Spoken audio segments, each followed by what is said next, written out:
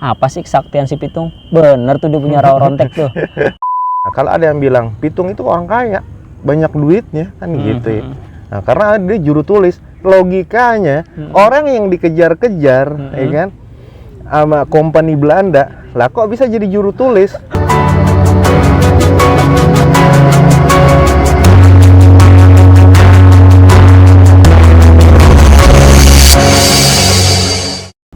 Assalamualaikum warahmatullahi wabarakatuh. Waalaikumsalam warahmatullahi Kembali lagi bersama kami di Dua Mata Jidul Anti Tipu Daya Bangsa Jin.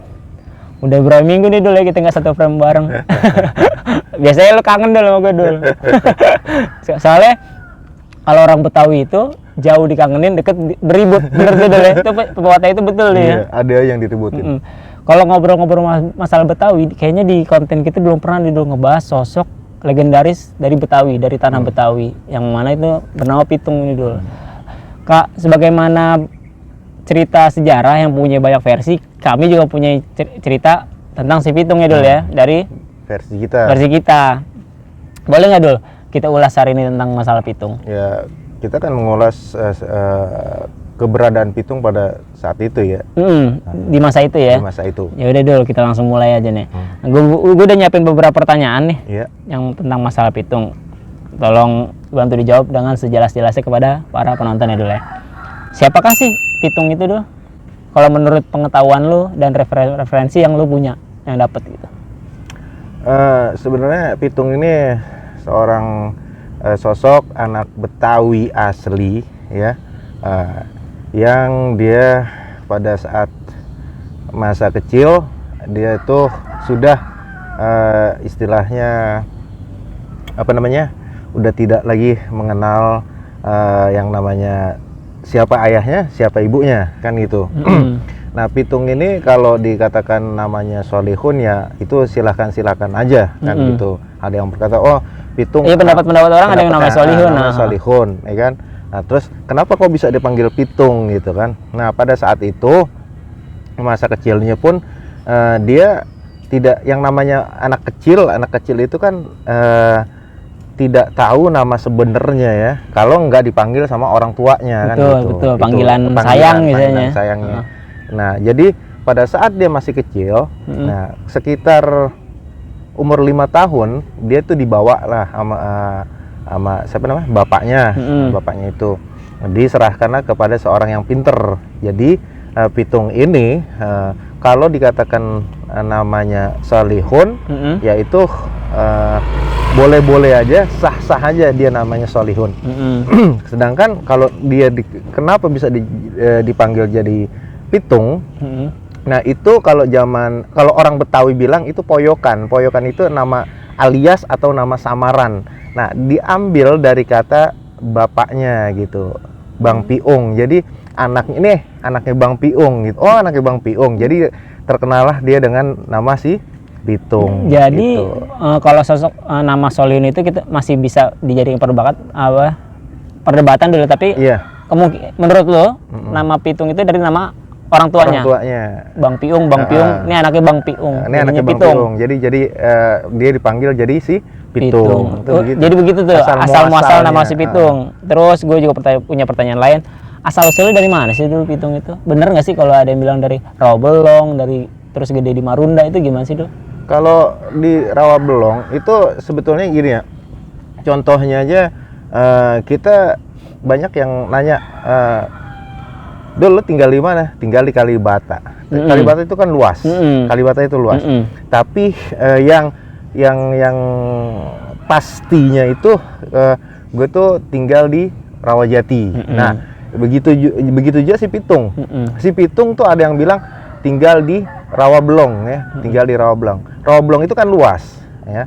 Jadi kalau dilihat kalau misalkan kita berinteraksi secara gaib dengan Bang Pitung ini kan tidak istilahnya menghafal banget dia tuh tinggal di mana pada masa kecilnya. Karena kan yang nama daya ingat anak kecil itu kan rata-rata terbatas. Betul. Ya.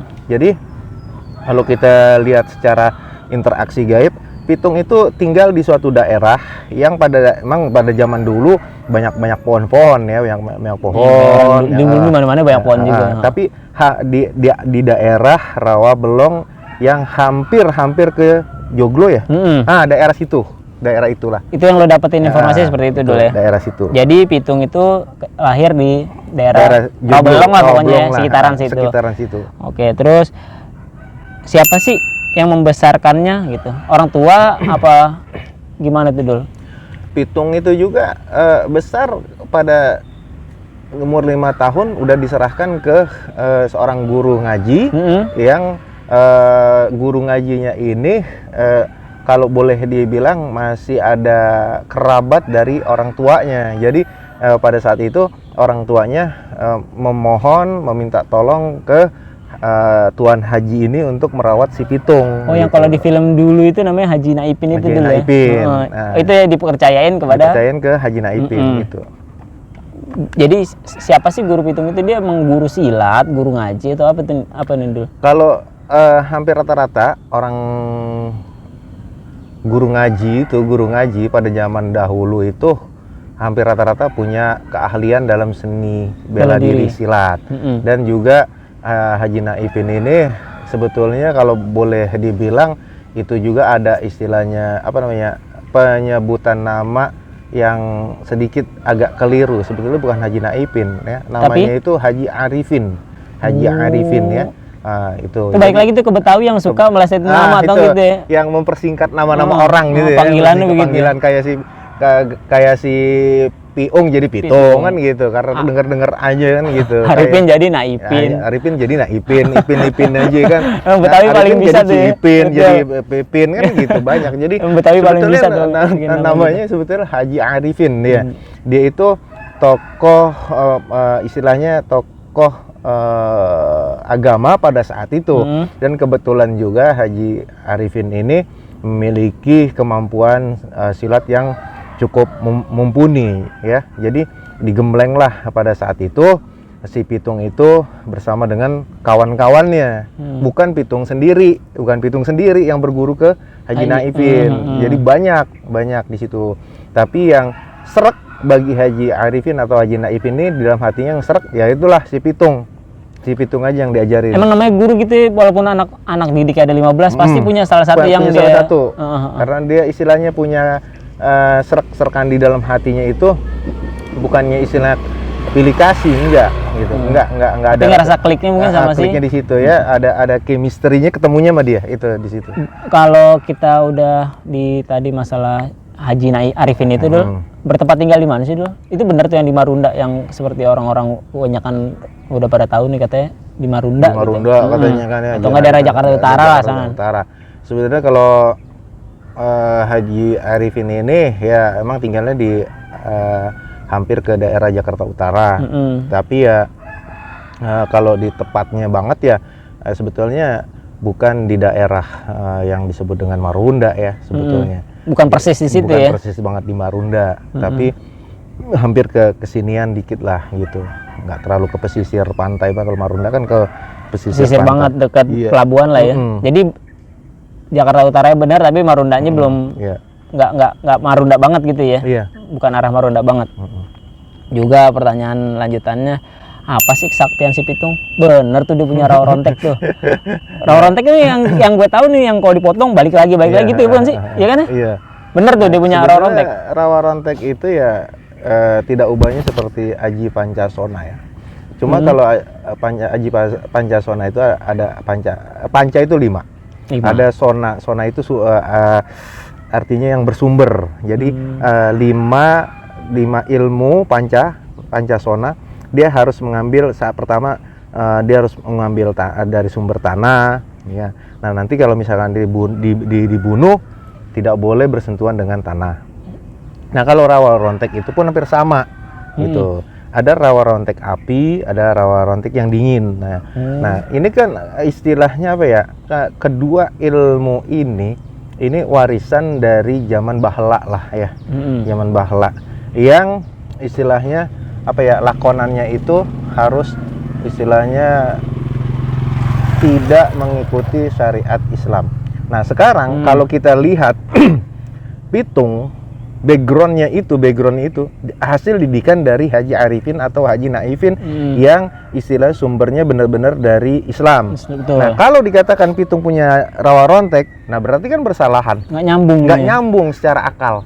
Nah makanya di sini harus kita luruskan, pitung itu tidak memiliki ilmu rawa rontek, ya. Nah kenapa sih pada saat itu katanya menurut kabar, menurut info juga cerita yang banyak, kita ada kesimpulan pitung itu meninggalnya karena sebab masuknya peluru emas ke tubuhnya. Sedangkan peluru biasa dia kebal. Katanya tidak mempan. Nah, sekarang gini aja, kalau orang laki aja secara hukum Islamnya itu pakai emas aja nggak boleh. Gimana lagi masuk ke badannya? Dia akan melemah. Nah, disitulah yang disebut istilahnya hakikat ilmu. Jadi pitung itu memiliki suatu lapisan di badannya yang pada dasarnya itu kalau orang bilang wah kebal, padahal bukan kebal. Jadi peluru itu nggak sampai ke badannya. Mantul bagaimana itu dulu? Kalau kita lihat seolah-olah dia nggak mempan gitu. Padahal pada dasarnya ilmu itu nggak sampai, jadi mantul gitu. Des gitu. Itu bukan kebal karena hasil dari olahan si pitung. Tenaga dalam gitu bisa. Karena kan semisal kita mempuasakan misalkannya laqad ja'akum rasulun min anfusikum azizun 'alaihi ma anittum harisun 'alaikum. Sampai itu dipuasakan sebanyak seminggu. Jika dalam seminggu kita harus istilahnya tidak boleh batal wudu. Selama puasa kita harus melepaskan kalimat itu. Ini bagian dari lakonan ini bagian dari lakon. Kalau saya lihat pitung pun melakukan seperti itu. Dan dianjurkan oleh Haji Arifin, lu puasa tung, puasa ini, lu puasain ini, lu ini ya. Nah, tapi tidak dikasih tahu ini manfaatnya buat ini tuh. Enggak. Kalau guru yang benar-benar itu dia nggak dikasih tahu seperti itu. Nah, pitung itu memuasakan itu. Nah, secara nggak langsung, nah pas saat ada genting seperti pitung waktu lagi dikejar-kejar, waktu ditembak ya kan, itu pitung bukannya kebal tapi dilapisi dengan tenaga dalam. Ya, itu. Jadi itu ibaratnya pitung kalau yang gua ambil tuh namanya sami'na wa ta'na dulu. Iya. Gurunya ngomong apa asal menurut dia nggak merugikan, lakuin aja gitu. Itu yang perlu dia contoh juga tuh. Harus dicontoh mana anak saya. Kalau anak saya apaan guru merintah gini mulu, apaan yang kita dapat kan gitu. Suruh puasa doang, dapat apaan kita nggak tahu. Kan gitu. Kalau orang dulu beda sama orang sekarang. Asal guru nyuruh lakonin gitu. Lakonin aja gitu. Pasti ada manfaat ya. Pasti ada manfaat. Kalau seorang guru itu nggak bakalan istilahnya merugikan, menyesatkan seorang guru yang baik nih ya, guru yang baik. Kecuali guru yang komersil. Nah, itu. Oke, pertanyaan selanjutnya ini dulu. Ciri khas dari seorang pitung yang lo tahu nih apa dulu? Kebanyakan orang mengatakan pitung begini, pitung begitu ya. Pitung itu pada dasarnya kalau dikatakan pitung gede tinggi, itu sih di Zulkarnain yang yang di filmnya ya, gagah gitu, gede tinggi. Kalau pitung yang sebenarnya itu ya berperawakan seperti seorang orang Betawi asli. Betawi asli dalam arti yang memiliki ciri khas kulit itu seperti kalau dibilang sawo mateng ya sawo mateng gitu. Tapi anehnya pitung ini memiliki bulu-bulu halus yang banyak gitu.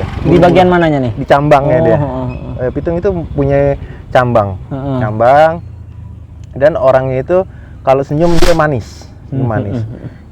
Dia memiliki hidung yang bangir. Kalau bangir itu gini loh, nggak pesek, nggak lebar, kecil tapi bangun. Nah itulah pitung. Nah itu dia ciri dari pitung itu. Pesek nggak, mancung nggak tuh. Dan cirinya dia itu konyol orangnya. Kalau orang bilang tuh dia tuh kayak orang Betawi yang kolot banget ngomong. Satu, Betawi yang kolot banget. Kedua itu yang namanya Jawarah itu nggak boleh istilah ngomong tuh nggak ada istilahnya. Nggak pakai ngerem ya, gitu. Itu Betawi nyablak aja. Lo bisa apaan lu? Gitu. Itu tipikalnya begitu tuh. Tipikalnya begini. Halah kagak tuh nggak begitu. Pitung tuh begitu, ciri khas dari dia. Tapi sebenarnya pitung kalau sama sejawatnya, maksudnya sama teman-teman seumuran, dia tuh orang yang konyol dan dia tuh istilahnya apa namanya tengil. Tapi kalau sama yang tuaan, wah adabnya tinggi banget. Adabnya tinggi banget. Dan dia juga pernah ngomong, gue kalau sama guru-guru ngaji gue, sama Habib ya gue ta'zim gue gitu istilahnya, hormat banget. Nah itu ciri sikap sifat dari perilakunya pitung. Dan ciri khas dari Pitung pakaiannya itu dia selalu memakai cincin di tangan kanannya, Di bagian jari manis. jari manis, dan dia memakai gelang bahar. Itu ciri khas dari si Pitung. Kalau warna pakaian ada warna identik nggak sih dulu waktu ketika beraktivitas kita? Kalau aktivitas sehari-hari Pitung memakai pakaian hitam.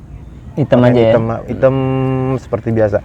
Tapi kalau dalam keadaan yang darurat, yang genting, dia pasti ganti pakaian itu, pakaian kejawaraannya ya merah lah itu. Dan kalau ada yang bilang, kita secara logika ya, secara logika, Pitung itu kalau boleh dibilang seorang pejuang yang dikejar-kejar sama penjajah Belanda. Nah itu pertama, Pitung itu orang pejuang yang dikejar-kejar sama Belanda karena ingin ditangkap dan ingin istilahnya perjuangannya itu di stop, dihentikan karena mengganggu. Nah kalau ada yang bilang Pitung itu orang kaya, banyak duitnya kan gitu ya.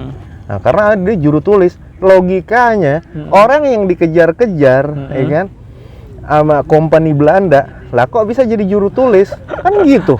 Ada nih pendapat yang seperti ini, ada pendapat yang seperti itu kan lucu. Logikanya kita dicari polisi tapi kita kerja sama polisi. Nah begitu. Nggak usah dicari, ketemu tiap hari kan. Ketemu gitu tiap hari, ngapain dikejar-kejar? Tangkap aja kan gitu kan. Kalau dikata, wah Pitung mah orang kaya. Oh, siap, mantap. Gitu. Ngopi dulu lah. Ayo.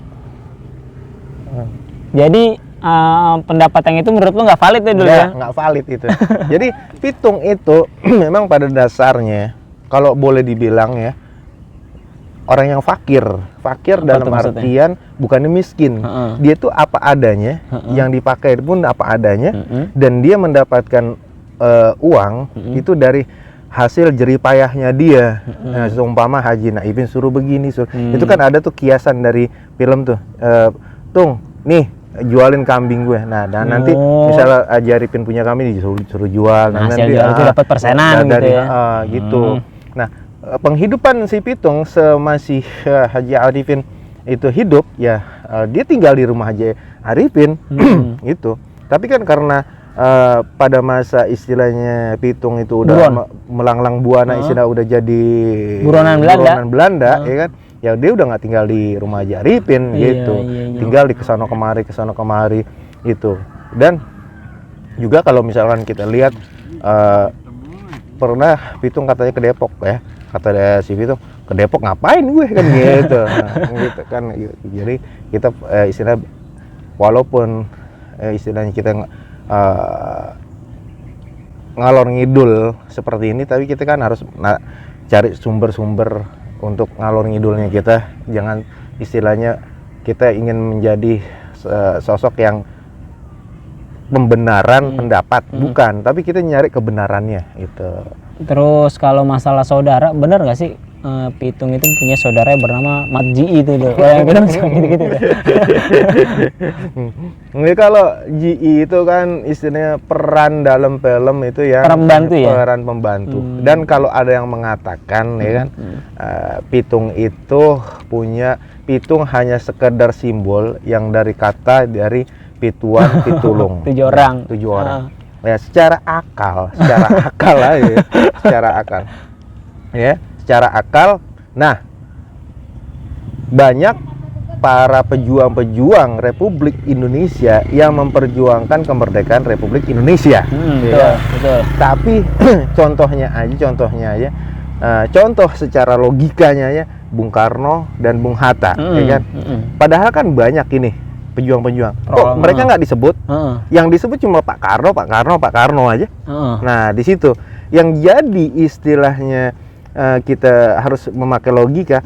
Lah, ini kan Pituan Pitulung, ya kan? Yang disingkat jadi Pitung. Lah dari 7 orang itu harusnya ada tokoh yang pertamanya dong, yang disebut, yaitu yang katanya yang disebut dengan Pitung. Ada yang termasuk Mat Ji, Mat Ali, ya kan, segala orang bekerja sama Belanda itu ceritanya. Kenapa nggak ada sosoknya nama sih seperti Mat Ali gitu. Mat Ali. Kenapa dipakai orang mengenal si Pitung tuh gitu. Jadi ini kita harus kembali lagi ya kan, boleh saja orang tuh mengaku-ngaku. Tapi kalau si almarhumnya mengatakan, gue nggak kenal sama GI, gue nggak kenal sama ini, Bisa juga, itu boleh juga dia ngomong gitu ya. Bisa lah. Namanya orang Betawi ya, buat Betawi kolot, Bang Pitung. Siapa GI? Gue kagak kenal, main saudara-saudara gue aja gitu. Jadi yang masalah pitulung itu nggak valid tuh dulu ya. Nggak valid Nggak juga. valid. Jadi kita Cuma harus real jadi- aja lah, harus real. Ya masa kalau misalkan 7 orang berjuang ya, masa iya di daerah Rawabelong doang? Kan Indonesia bukan Rawabelong doang. Jakarta bukan Rawabelong doang. Bukan Rawabelong doang. Iya. Satu aja bisa terkenal si Pitung, gimana 7 orang kan gitu. Satu aja ngerepotin. Satu aja ngerepotin Belanda, gimana 7 orang kayak gitu. Nah, di situ lah secara logika aja, kita main kayak logika aja lah, nggak usah pakai. Ya silahkan sih orang yang mau ngaku-ngaku ya, mau ngaku-ngaku itu. Seperti hitungan seperti manusia pada umumnya nih dulu, mengalami perasaan jatuh cinta. Iya. Nah, kalau yang kita tahu kan pernah punya jatuh hati sama gadis bernama Aisyah. Itu gimana tuh dulu menurut lu tahu? Nikah apa gimana tuh dulu?